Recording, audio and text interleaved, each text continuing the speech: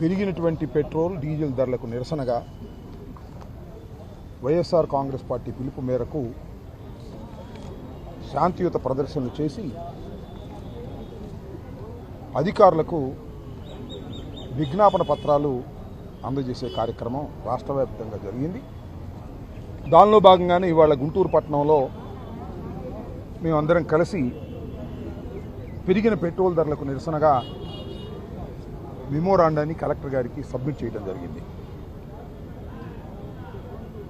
ముఖ్యంగా చెప్పదలుచుకున్నది ఏంటంటే అన్ని రాష్ట్రాల్లో కన్నా అత్యధికంగా పెట్రోల్ ధర మన ఆంధ్ర రాష్ట్రంలోనే ఉంది. 113 రూపాయల 62 పైసలు. అలాగే డీజిల్ ధర 101 రూపాయి 24 పైసలు. అన్ని రాష్ట్రాల్లో కన్నా మన రాష్ట్రంలో అత్యధిక ధర ఉంది. ఇదే సంపద సృష్టి అంటే, ఇదే సుపరిపాలన అంటే. నేను ఇంకొక విషయాన్ని కూడా చెప్తున్నా. నారా చంద్రబాబు నాయుడు గారి కుమారుడు లోకేష్ గారు, ఆయన మేము అధికారంలో ఉన్నప్పుడు, వారు అపోజిషన్లో ఉన్నప్పుడు పెట్రోల్ ధరలు విపరీతంగా పెరిగిపోయాయి. దీనికి కారణం రాష్ట్ర ప్రభుత్వం విధించేటటువంటి లోకల్ ట్యాక్సెస్. ఆ లోకల్ ట్యాక్సెస్ని మేము తొలగిస్తాం, మేము అధికారంలోకి వస్తే ధర తగ్గించేస్తాం అని చెప్పినటువంటి ప్రబుద్ధుడు ఇవాళ రాష్ట్రంలో ప్రధాన భూమిక పోషిస్తున్నాడు. ముఖ్యమంత్రి స్థానంలో కూర్చోకపోయినా ముఖ్యమంత్రిగా వ్యవహరిస్తున్నాడు. ఆయన అడుగుతా ఉన్నా, ఏమండి ఆ రోజున మీరు మమ్మల్ని ఇలా అన్నారు కదా, ఇప్పుడు మీ ప్రభుత్వం వచ్చింది కదా, మరి లోకల్ ట్యాక్సెస్ వ్యాట్ తగ్గించి అన్ని రాష్ట్రాల కన్నా చౌకగా చేయొచ్చు కదా. అజేయుడు కమిషన్లు వచ్చాయితే చేస్తాడు. మన లోకేష్ గారు ఏదైనా కమిషన్ ఇచ్చేవాడు, పెట్రోల్ బంక్లోని కమిషన్ ఇవ్వరు కదా, అందుకని చేయడు. ఏమిటి అన్యాయం అంటున్నారు. దీనివల్ల రాష్ట్రంలో నెలకి రోజుకి ఆంధ్ర రాష్ట్ర ప్రజలకి రోజుకి డీజిల్ వల్ల 3.29 కోట్లు అదనంగా భారం పడుతుంది. డీజిల్ వల్ల 6 కోట్లు భారం పడుతుంది. పోనీ నెలవారీ చూసామంటే 98.7 కోట్లు పెట్రోల్ వల్ల, 180 కోట్లు డీజిల్ వల్ల నెల కలుగుతూ ఉంది ప్రజల మీద భారం, ఆంధ్ర రాష్ట్ర ప్రజల మీద.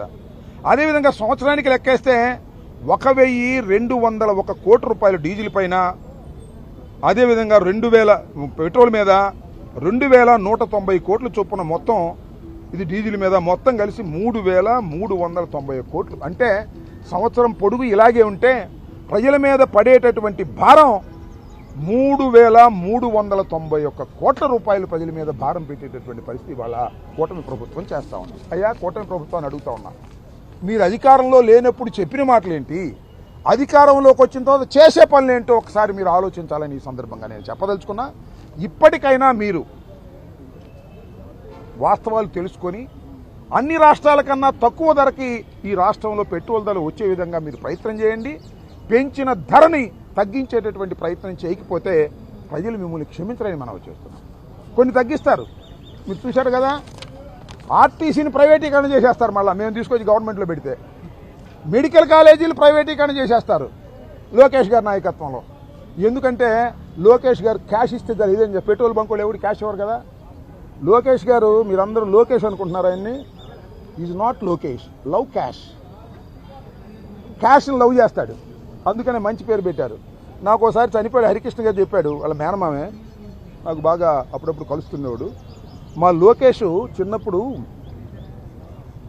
దాన్ని ఏమంటారు, అన్నప్రసాదం రోజున అన్ని వరుసనే పెడతారు, కత్తి, పెన్ను, క్యాషు, వ్యవసాయ పనిముట్లు, ఏది పట్టుకుంటాడని. మా లోకేష్ మా మేన డైరెక్ట్గా వెళ్ళి క్యాష్ పట్టుకున్నాడండి. అందువల్ల మా Lokesh is loving cash, love cash. Cash ఉంటే ఏ పనైనా చేస్తాడు, మంగరీలో అయినా ఇంకో చోట అయినా. ఇలాంటి పెట్రోల్ ధరల మీద తగ్గించే కార్యక్రమం మాత్రం చేయడు. అప్పుడు మేము అధికారంలో ఉన్నప్పుడు చూపించాడు, అన్నిటికన్నా రాష్ట్రంలో ఎక్కువగా ఉంది ధర, మేము వస్తే తగ్గించేస్తాం అని. ఇవాళ మాత్రం ఈ లవ్ క్యాష్ గారు వీటి మీద దృష్టి పెట్టుకోకుండా క్యాష్ వచ్చే చోట లవ్ చేస్తున్నాడు. ఇప్పటికైనా ఈ ప్రభుత్వం వాస్తవాలు గమనించి పెట్రోల్ ధరలను తగ్గించి సామాన్యుల మీద పడే భారాన్ని తగ్గించాలి. పెట్రోల్ ధర పెరిగితే డీజిల్ ధర పెరిగితే అన్నీ పెరుగుతాయి, రవాణా ఛార్జీ అన్నీ పెరుగుతాయి, ప్రతి వస్తువు పెరిగిపోద్ది, ఎఫెక్ట్ అయిపోతుంది, సామాన్యుడు బతకలేని పరిస్థితికి వస్తుంది. తక్షణమే ఈ ప్రభుత్వం దాని మీద చర్య తీసుకోవాలని విజ్ఞప్తి చేస్తున్నాం. శాంతియుతంగా ఇవాళ మెమోరాండాలు ఇచ్చే కార్యక్రమం చేశాం. అలా కాకపోతే దీనికి తగ్గట్టుగా మరొక పెద్ద ఉద్యమాన్ని కూడా నిర్మించి చేస్తామని కూడా ఈ సందర్భంగా నేను చెప్పదలుచుకున్నాను. కాబట్టి తక్షణమే పెట్రోల్ ధరలు తగ్గించేటటువంటి కార్యక్రమాన్ని ఈ లవ్ క్యాష్ గారు తొందరగా చేయాలని ఈ సందర్భంగా నేను మీ ద్వారా వారికి విజ్ఞప్తి చేస్తున్నాను. పోతే రెండో విషయం, చిన్న విషయం మరొకటి మాట్లాడాలి, దీనికి సంబంధం లేని విషయం కూడా. రెడ్ బుక్ మా మీదే ప్రయోగించట్లా. రెడ్ బుక్ ఎంత విస్తృతంగా ఆ రాజ్యాంగాన్ని ప్రయోగిస్తున్నారంటే జనసేనల మీద కూడా ప్రయోగిస్తున్నారు. అది నేను చెప్పదలుచుకుంది. జనసేనల మీద కూడా రెడ్ బుక్ ప్రదర్శిస్తున్నారు, రెడ్ బుక్ని అమలు చేస్తున్నారు. ఎందుకు చెప్తున్నానంటే ముట్లూరు మన పక్కనే ఉంది, పత్తిపాడు నియోజకవర్గం. ముట్లూరులో ఒక జనసేన నాయకుడు, కుర్రోళ్ళు, ఒక తెలుగుదేశం, ఇద్దరు స్కూటర్లు కొట్టుకున్నారంట 10వ తారీఖున. ఆ జనసేన కాపు యువకుడిని అర్ధరాత్రి 11ంటికి 3 గంటల సేపు తిప్పి తిప్పి తిప్పి కొట్టారు. ఎవరు? తెలుగుదేశం వాళ్ళు. చివరికి అతను ఎవరంటే ఉక్కాల సాయి గణేష్. ఇతను కాపు కులానికి చెందినవాడు. వాళ్ళ నాన్నగారు శ్రీనివాసు. ఇతను కొడతా ఉంటే పాపం వెళ్ళి కాళ్ళు పట్టుకుని ఈ శ్రీనివాసు అలాగే సాయి గణేష్ వాళ్ళ అక్క కాళ్ళు పట్టుకుని వదిలించుకొచ్చారు. ఇది జరిగినటువంటి పరిస్థితి. రెడ్ బుక్ ఎంత విస్తృతంగా జనసేన వాళ్ళ మీద కూడా ప్రయత్నం చేసే పరిస్థితి వస్తూ ఉంది. దీనిలో గోగినేని కళ్యాణ్ చక్రవర్తి ఎంపీటీసీ ముట్లూరు, ఆయన ప్రథమ ముద్దాయి, అయినంపూడి శ్రీహరి, అలాగే ఉన్నవ దినేష్, చిగురుపాటి అశోక్, తోకల విజయచంద్ వీళ్ళ మీద కేసు పెట్టారు. కేసు మాఫీ చేసే ప్రయత్నం చేస్తున్నారు రెడ్ బుక్ రాజ్యాంగంలో. ఈ కళ్యాణ్ చక్రవర్తి అంటే అమెరికా వెళ్ళాలంట, అందుకని ఆయన తొలగించారు. ఏమిటి అన్యాయం అని అడుగుతా ఉన్నా. జనసేన తెలుగుదేశం మీరు కావచ్చు, ఒకరికొకరు సపోర్ట్ చేసుకోవచ్చు, కానీ ఈ విధంగా రెడ్ బుక్ రాజ్యాంగాన్ని అమలు చేసి దోషుల్ని కూడా తప్పించేటటువంటి కార్యక్రమం చేస్తున్నారు. దీన్ని వైఎస్ఆర్ కాంగ్రెస్ పార్టీ ఖండిస్తుంది. అది వాళ్ళ వ్యవహారం అయినా సరే మేము చెప్పదలుచుకున్నటువంటి అంశం ఇదే అని సందర్భంగా మనవి చేస్తున్నాం. అంతేకాదు పవన్ కళ్యాణ్ గారు ఏమన్నారు, మాకు చిన్న చిన్న తగాదాలు ఉన్నాయి కానీ ఆత్మగౌరవానికి భంగం కలిగే విధంగా మాత్రం నేను చేయను అని మొన్నే అన్నాడు. ఉద్యమి ఆత్మీయ సమావేశంలో ఇవాళ ఈ ఉక్కులం సాయి గణేష్ని అర్ధరాత్రి పూట తిప్పి తిప్పి కుక్కను కొట్టినట్టు కొడితే అది ఆత్మగౌరవానికి సంబంధం లేని అంశమా అని అడుగుతా ఉన్నా. అంతేకాదు దీనిలో ఉన్నటువంటి కళ్యాణ్ చక్రవర్తి అనేటువంటి వ్యక్తిని తప్పించేటటువంటి కార్యక్రమం చేస్తుంటే ఏం చేస్తున్నారు సార్ పవన్ కళ్యాణ్ గారు? మీరు కాపులనేమి సపోర్ట్ చేయవసరలా. వీళ్ళు కాపులే కాదు, నీ సైనికులు, నీకు ఓటు వేసిన వాళ్ళు, నిన్ను నమ్మి తెలుగుదేశానికి ఓటు వేసి చంద్రబాబును గెలిపించడానికి ప్రయత్నం చేసిన వాళ్ళు, కాపుల సంగతి వదిలేసాయి, జన సైనికులు కదా, వాళ్ళకైనా రక్షణ కల్పించే విషయం చెయ్యాలని మీ ద్వారా పవన్ కళ్యాణ్ గారికి విజ్ఞప్తి చేస్తున్నాం. ఓకే, ఎవరక్కడ పొదుపు అదుపు లేకుండా పోతుంది. ఒకళ్ళు కారు ఎక్కి నాటకం వేస్తున్నారు, డ్రామాలు వేస్తున్నారు, అంతేగా.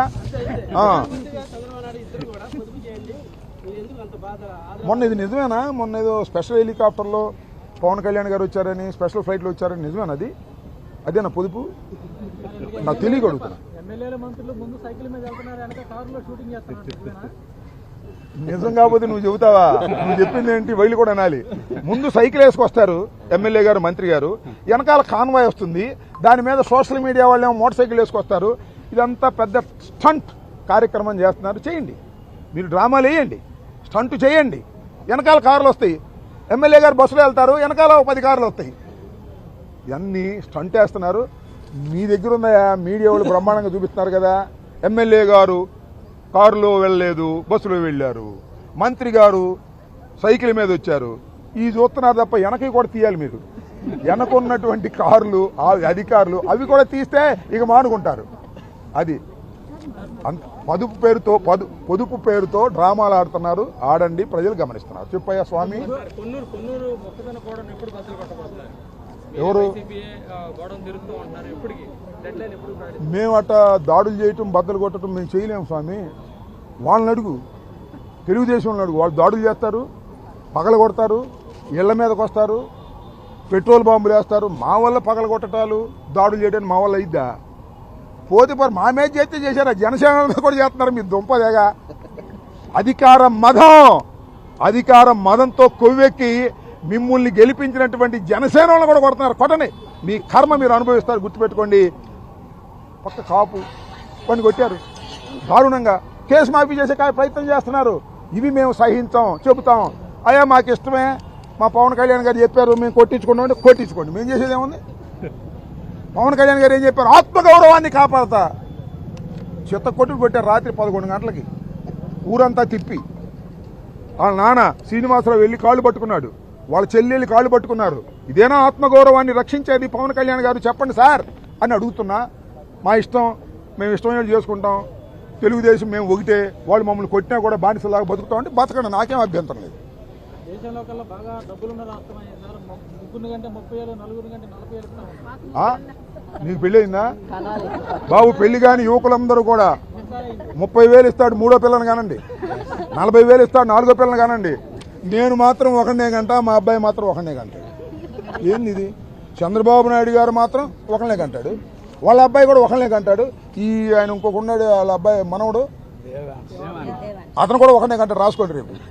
వాళ్ళ ఆస్తులు మాత్రం చెదరకూడదు, వాళ్ళ ఆరోగ్యాలు మాత్రం దెబ్బతినకూడదు. మీరు మాత్రం పెళ్ళైన కొత్త వాళ్ళు అందరూ ఇప్పుడు ఇద్దరు కంటే ఇంకోళ్ళు కానీ 30,000 ఇస్తాడు బాబో, జీవితాంతం బతకొచ్చు. మీ అబ్బాయిని పుట్టానుకో జీవితాంతం బతకొచ్చు, ఆయన్ని ఎంబీబీఎస్ కూడా చదివించవచ్చు 30,000తో. అర్థమైందా?